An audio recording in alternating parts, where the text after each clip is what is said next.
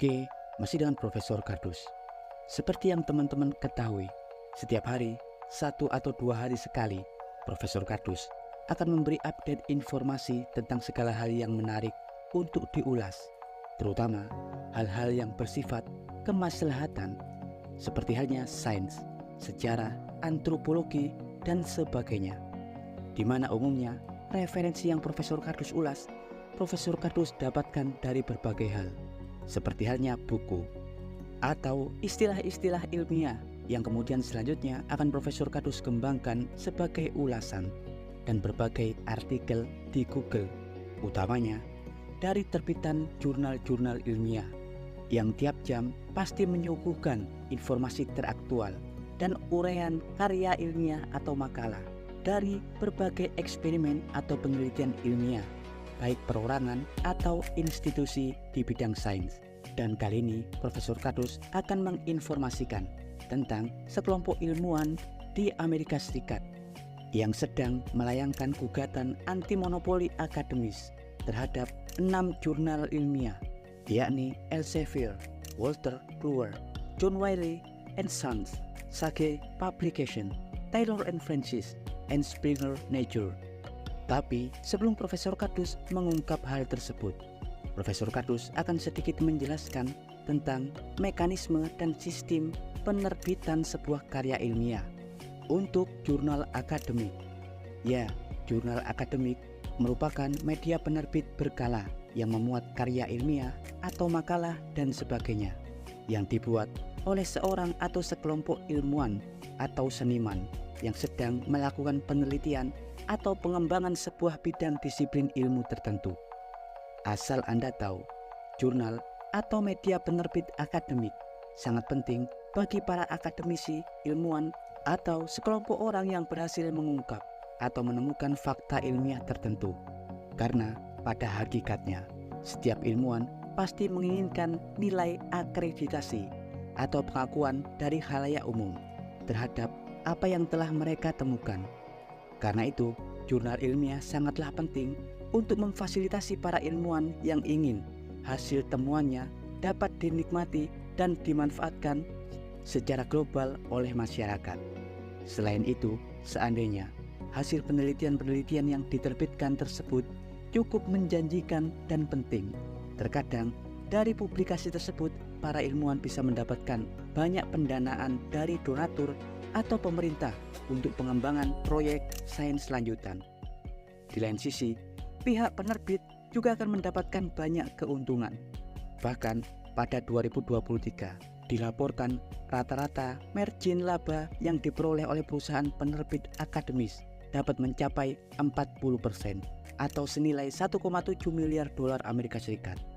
Karena diketahui biaya yang harus dikeluarkan oleh sekelompok ilmuwan atau instansi ilmiah agar karya ilmiah kita diterbitkan dalam jurnal tidaklah murah.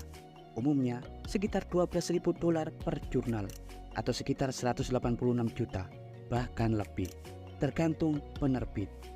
Karena sebelum sebuah makalah hasil eksperimen diterbitkan, makalah tersebut wajib diuji melalui mekanisme penelaahan karya ilmiah yang disebut sebagai tinjauan sejawat atau peer review. Setiap karya ilmiah atau makalah hasil eksperimen yang ingin diterbitkan wajib ditinjau. Para peninjau adalah sekelompok ahli di bidang tersebut. Karena itu, layak atau tidaknya sebuah hasil penelitian atau eksperimen untuk diterbitkan atau diedarkan ke publik, makalah tersebut wajib diuji validitas dan originalitas hasil eksperimen tersebut. Jika tidak layak, maka makalah-makalah tersebut akan dikembalikan. Karena itu, hanya untuk menerbitkan sebuah karya dalam jurnal ternama tidaklah murah. Tapi, seandainya karya-karya ilmiah Anda atau kelompok Anda akhirnya terverifikasi dan layak untuk diterbitkan, apalagi oleh jurnal-jurnal besar seperti halnya Nature atau National Science Review atau Physical Review Letter dan sebagainya, pasti tim atau kelompok ilmuwan yang membuat karya ilmiah tersebut akan mendapatkan perhatian dan pengakuan dari seluruh dunia.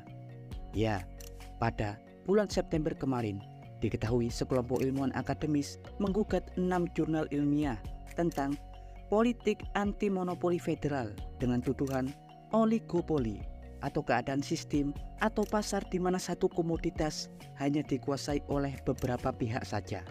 Juga gugatan tentang konspirasi kong kali kong untuk mengambil keuntungan besar semata dengan mengorbankan kepentingan ilmu pengetahuan. Gugatan ini ditujukan untuk Elsevier, Wolters Kluwer, John Wiley & Sons, Sage Publication, Taylor & Francis, dan Springer Nature. Gugatan ini berisi 3 skema, yakni mengharapkan pengadilan federal Amerika Serikat menurunkan biaya dan memberi kompensasi kepada akademisi dalam layanan per-review atau untuk tinjauan sejawat kepada para akademisi. Kedua, agar mengurangi dan membatalkan aturan yang mengharuskan akademisi untuk mengirimkan karya ilmiah mereka hanya untuk satu pihak saja. Dan yang ketiga, pembatalan kontrol sepihak yang melarang akademisi untuk membagikan penelitian mereka secara bebas ketika karya penelitian mereka sedang pada tahap peninjauan. Penggugat utama di sini adalah Lucina Udin, seorang profesor ilmu syaraf dari Universitas California.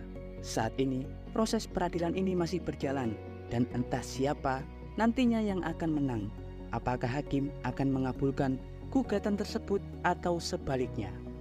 Ya, dan berikut informasi singkat dari Profesor Kardus tentang gugatan langka yang dilakukan oleh para ilmuwan pada beberapa jurnal ilmiah sains. Jangan lupa like, subscribe, dan tekan tombol lonceng di channel Profesor Kardus. Tak berjasa, tapi jenius. Profesor Kardus dari Lembaga Peradilan Federal Amerika Serikat mengabarkan.